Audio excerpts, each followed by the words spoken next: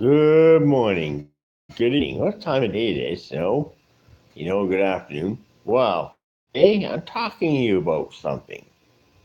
Okay. Well, some young people do get into this, and I would not say it's a very good thing to get into. Because, okay, this we're talking about people who smuggle drugs in Central America and what can happen if you get caught in Colombia. Now, there's a police force called El Dorado Police Force down in British Columbia that works at the airport. And you hear about how people get suckered into it. Somebody comes up to them, and there was a big wall of money in the hand here. And hey, you, I got an extra bag. Could you pick it up at such and such a place on? Hmm? Hey, you can pick it up at, maybe you, Mr. X, can pick it up at such and such street on this location. The address is 42 South Street in Biggers, Columbia. Wow. And here's your airline ticket. Fly down. Here we go. We're getting your airline tickets. Fly down there. For old person who don't have any money or a homeless person gets on a plane, flies down South America.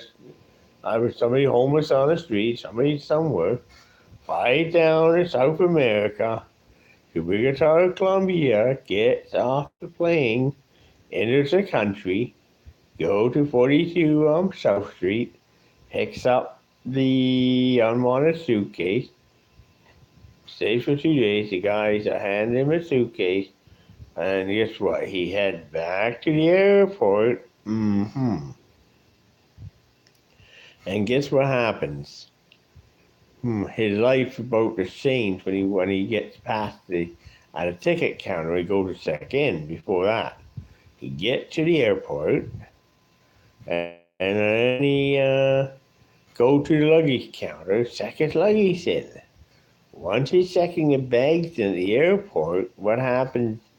And all of a sudden, he get an intercom call say, in Spanish. Again, he couldn't understand Spanish because he only speaks English. So all of a sudden, it comes up in English saying, Mr. X, please come to the ticket counter, please. Mr. X, to the ticket counter. So he goes to X, the person goes to the ticket counter. And he get two very strong cops, very strong muscle guys. They say to Mr. X, come with me. Come with me to the reconciliation lounge. They go in the reconciliation lounge to start to do a search of the luggage, and they find that he had a false compartment. This suitcase he had picked up from South America. So they get the power drill out, and what do?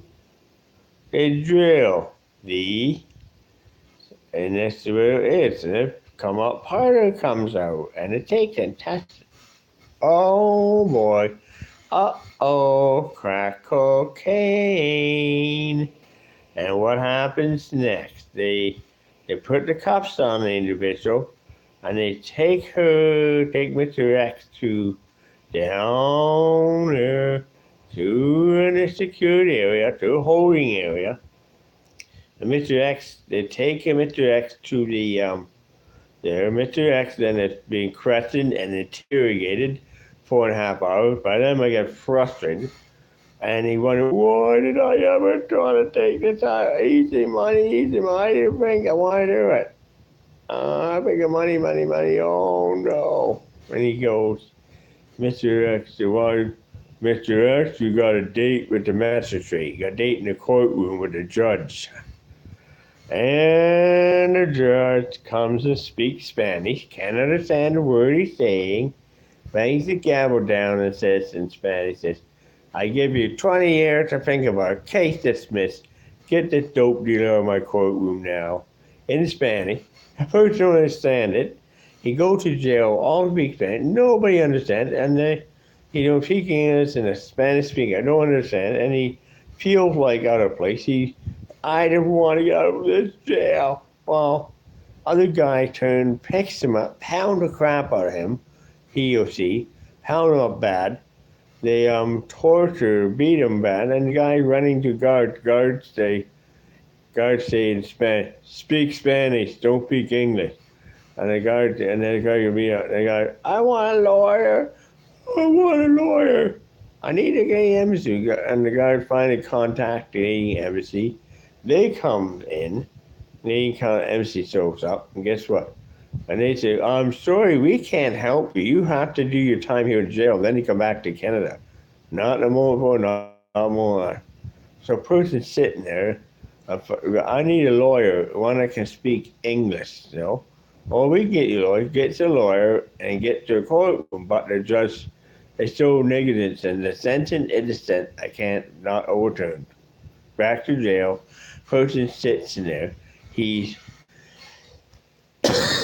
turning black and blue.